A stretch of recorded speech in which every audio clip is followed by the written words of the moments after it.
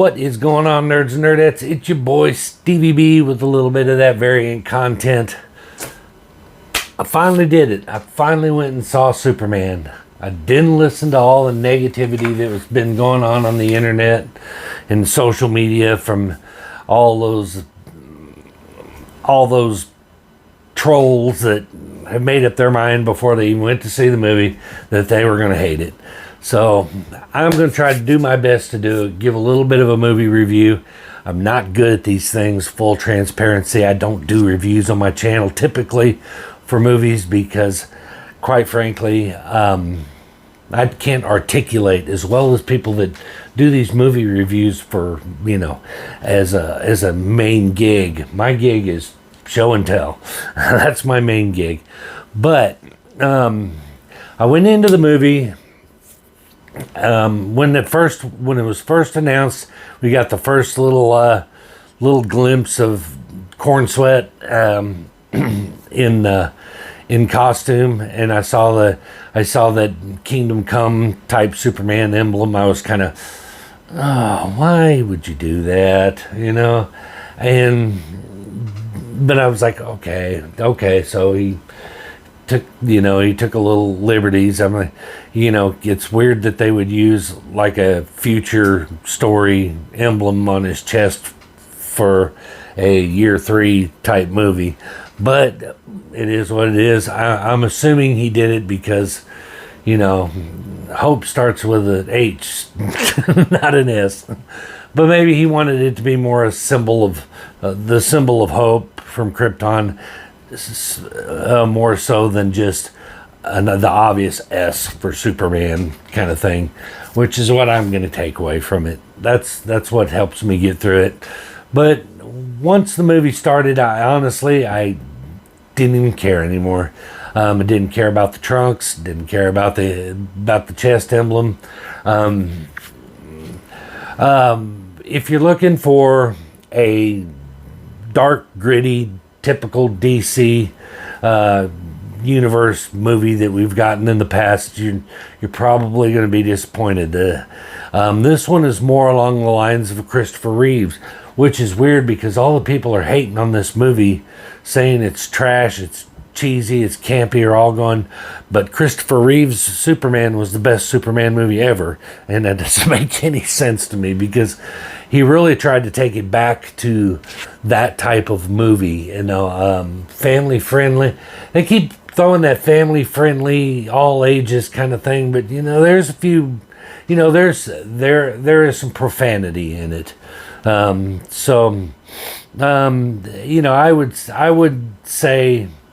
would say there's some words that probably not appropriate for an 8-year-old, but for a teenager, it's not a big deal. And to address the politics and the wokeness that it's been accused of, because one actor popped off and said he didn't want to say truth, justice, and the American way. You know what? That didn't even faze me. It really didn't even faze me. But as far as it being woke, it is not a woke movie. It is not Disney. They didn't do anything that you could possibly be considered woke. Now, where there's some parallels politically between some of the story arc or some of the storylines and current affairs, you could stretch it and say, there's a little bit of politics in it. James Gunn said that there would be politics in it, and there was political things, immigration type stuff, the parallels between Superman being an immigrant from another planet as opposed to an immigrant from another country. There are some parallels there that if you want to play connect the dots, then you can connect the dots and say, there's some political ideology infused in the movie, but it's not abundant, and it's not in your face. It's not a he wasn't. I don't feel that James Gunn was trying to push any specific political agenda as much as the movie was promoting kindness and doing the right thing and being a decent human being. And I hate to break this to y'all, but and you're gonna think, oh, he's a left winger. I'm not. I'm more right leaning than I am. I'm left leaning, and I didn't find the movie to be woke, and I didn't find it to be overly politicized. I didn't find it to push any type of agenda other than kindness and stuff like that, and doing the right thing, being a decent human being. That's the only thing that the message that I felt this movie was trying to drive. And positive, anything that has a positive message is not woke, folks. It's not, and as much as you want it to be. But I like the fact that they took it back and decided we're going to make this a more of a Superman family type movie. Get away from the dark, gritty undertones and stick with a positive, upbeat type movie. And they did that. A lot of nods to the old Christopher Reeve Superman, the Richard Donner Superman stuff. There's a few nods to that, and that it was fantastic. I liked it that he kind of tipped his hat to the GOAT. Christopher Reeves will always be the absolute epitome of Superman, and Corn Sweat did an amazing job. Don't get me wrong, but I think he'll always fall a close second to Christopher Reeve. And don't get me wrong, also, I did not dislike Henry Cavill as Superman. Did not like it. I did not dislike the Man of Steel movie. Didn't dislike it. Didn't hate on it. But you can like both. Y'all have gotten, people out there in social media have come to the conclusion that you have to like one or the other. You can't like both. They were both good movies, but both very, very different. Then Zack Snyder, dark, gritty. James Gunn, a little more lighthearted and stuff. Now, but like I said, I did like that. I did like that positive vibe. I did like the fact that they tried to make it more comic book accurate than has been traditionally in the past. I'm not going to spoil, and I don't want to spoil anything, and it's hard to do a review without talking about certain key points that happened in the movie.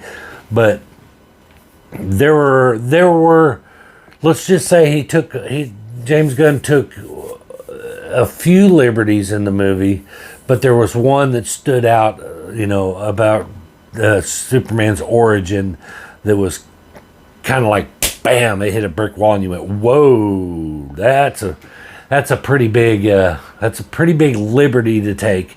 And there are going to be people that are pissed about it and not going to like that he made that big of a change. But in hindsight, the impact of it was kind of knocked me backwards and stunned me. But when I thought about it, it really didn't piss me off that much. I was kind of thinking that's actually kind of a cool take on the origin. So be prepared for that. There will be one that might stun you. One little change to the origin that'll stun you. But if you really think about it, it's pretty cool, I think. Krypto was fun. He added a definite fun element to the movie, and would definitely appeal to everybody of all ages. Krypto was a blast to watch. Far as driving the storyline of any part, not so much. He was more of a supporting character. That he was comic relief. And he did his job. Krypto did his job, and it was fine, and it was great, and it was fun to watch, and it'll sell tons of merch. Nicholas Holt that played Lex Luthor. I can't believe I remembered his name without writing it down. Played Lex Luthor. Did a great job. I'm not mad. Of all the Lex Luthors out there, I would put him at the top of the list under Michael Rosenbaum. Sorry, Michael Rosenbaum was the absolute epitome of Lex Luthor. But you hated him. But yeah, I mean, in this movie, you hated him. He was a prick. He was a douche. He was everything Lex Luthor should be. And he was arrogant, cocky. I mean, he's everything Lex Luthor should be. He did not disappoint. I didn't walk away from it, like I did with y'all like that Man of Steel movie, but let's be honest. Heisenberg was not a good Lex Luthor. Sorry, hate to disappoint you. He was not good. I mean, honestly, Gene Hackman was better. Lex Luthor. Everybody was a better Lex Luthor than Jesse Eisenberg. Sorry. I like Jesse Eisenberg as an actor in most things, but as Lex Luthor, it was a miserable failure. I didn't like it at all.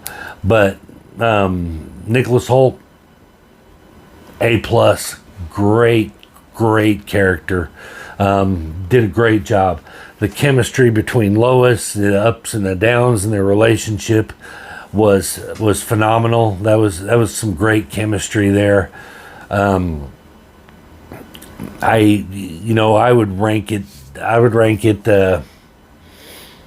Man, I don't know where. I'm not sure where. I wouldn't say it was the best of any Superman Lois on-screen adaptation, but it was in the top 3. It was in the top 3, and it was really good.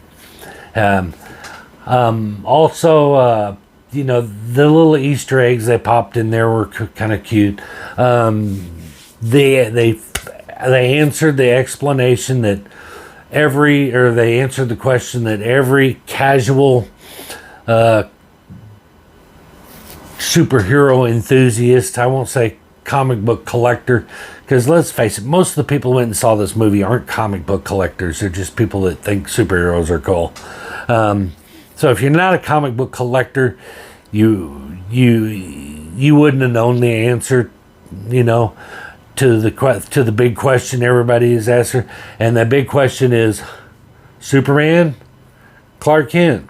Superman, Clark Kent. How in the world is he fooling anybody by putting on a pair of glasses? That question gets answered in this movie. So for all you casual superhero enthusiasts, there's your answer. And that is straight out of the comic books, comic book accurate. So you will get that answer. But there were a couple of end credit scenes, but I'm not gonna stay and watch them. Just know that they don't promote or they don't tease any future projects or anything. As a matter of fact, after I sat through the entire credits to watch them, I went, really? I sat here for that? So the end credit scenes aren't nothing to, bark about. I wish they would have done something to kind of tease some kind of upcoming project, but they didn't. There were a few. I don't think it's a spoiler. I think everybody knows you do get to meet Supergirl briefly in the movie. They do introduce her. I won't tell you how or nothing, but let's get on to like the other hot button topic from the movie that everybody hates. Guy Gardner, Nathan Fillion, did a great job. The haircut was, everybody was like, oh my God, the haircut. It's comic book accurate and it's supposed to look goofy, and it is, and it was. And then there's people that say, oh my God, it just looks horrible. It did, and it does. But they acknowledge but it was intentional for it to look, you find out it was intentional for it to look goofy. and they acknowledge how goofy his haircut is in the movie. So and he is just like the Guy Gardner of the comic books, a douchebag. You wonder how in the hell he ever got a ring, but yeah, Nathan Fillion did a great job of bringing Guy Gardner to life. You know, I'm ugly dude. So you got to get past that face, man, and that haircut. But like I said, it is comic book accurate, and they pulled it off. They acknowledged that it's a goofy looking haircut, and so it was left in there to be a goofy looking haircut, and that was supposed to be that way. The one character that I didn't really care for that much in there was Hawk Girl. She really didn't add much to the story. I'm sure she will be in future projects. She will be there. I think you're going to see a lot of these characters, like Nathan Fillion's going to carry over into Lanterns, the TV series, and I'm sure you'll see a lot of them carry over into Peacemaker season 2, and so maybe they'll work on her a little more. But she really was kind of just a background character and really didn't. And this annoying screech, I was sitting there going, are you Hawk Girl or are you Black Canary? I don't know, because it was an ear-piercing screech that she would let out when she was attacking or in the fight scenes, and it was kind of it's like nails on a chalkboard. So that was a little off-putting. But overall, I will give it 4 out of 5 Superman capes. Good movie. Do not listen to the trolls on the internet, because they had already made up their mind they were going to hate it before they went and seen it. So that's it. So if you want to, if you're a mature enough to open your mind and not let people influence how you should think about a movie, and you can truly go into there with an open mind, and then just remember the days when you were a kid, when you just went to a movie and you just enjoyed the movie. You didn't worry about over analyzing, you didn't worry about nitpicking it and finding flaws in the movie. You just went and enjoyed the movie. Go do that. I implore you, go enjoy the movie. Don't pick it apart, and you will have a good time. It's a fun movie. It's a good movie. It is definitely, I didn't leave there thinking I wasted my money. It's definitely worth going to see. As I said, if you've made up your mind already that you hate the movie and you're going to hate the movie, or if you're, putting your foot down and I'm not going to go see it because I'm anti-establishment, then you're not going to like it. You'll find a reason to not like it. There are plenty of plot holes, little plot hole things in there that you can nitpick to death. I'm not going to do that, because the few things that just make you go, it doesn't make much sense. I'm not going to do that. I'm going to tell you that if you go into it that with the attitude that you're going to hate it, then you will find plenty of reasons to hate it, and you're going to hate it. And it doesn't matter how amazing that movie is, or how well it does at the box office, and how long it stays number one on the movie charts. None of that'll matter. You're gonna still find a way to hate it. And there's nothing in it, and if that's all you want to do is hate, then there's nothing I can say or anyone else can say that's going to convince you to not hate it. So enjoy wallowing in your hatred. And I feel bad for you that you miss out on some fun things, because it's more important to you to crap on things that are cool. So I'll tell you what, here's a good indicator that this movie was good. My buddy, you might remember him, Matt, from he hasn't done anything on his channel in so long that I forgot what his channel's called. But my friend Matt Reel is I tease him all the time for being anti-establishment. If it's popular in with the vast majority of people, then he's going to hate it. If nobody's ever heard of it and it's unpopular, then he loves it. And I tease him about that all the time. Rude Planet, that's my brain went blank. I was doing so good, memorize all these little details, and I forget my buddy's channel. But from Rude Planet, Matt, he loved the movie. And I was like, oh my God, I really honestly expected him to be the one that crap all over it because it was popular.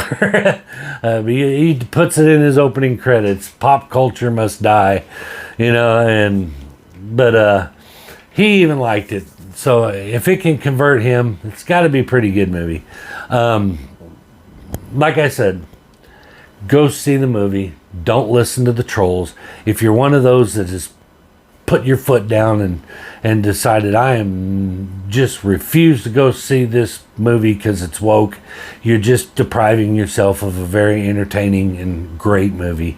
And sorry, but you'll watch it eventually. Curiosity will get the best of you eventually, and you'll watch it whether you pirate it off of one of the streaming file sharing sites, or you wait till it comes out in DVD. You're gonna watch it, and then just so you don't have to admit you were wrong, you're gonna nitpick it apart and find a reason to hate it. And there's no helping you. So I'm not going to convince it. I'm going to tell the people who haven't seen it to ignore you trolls and go see the movie and make your own mind up. Make up your own mind. You guys, as comic book collectors, we bitch about influencers all the time, and yet we let people influence us. Don't let people influence you. Go make up your own mind. Like I did. I made up I said, I'm not going to listen to you.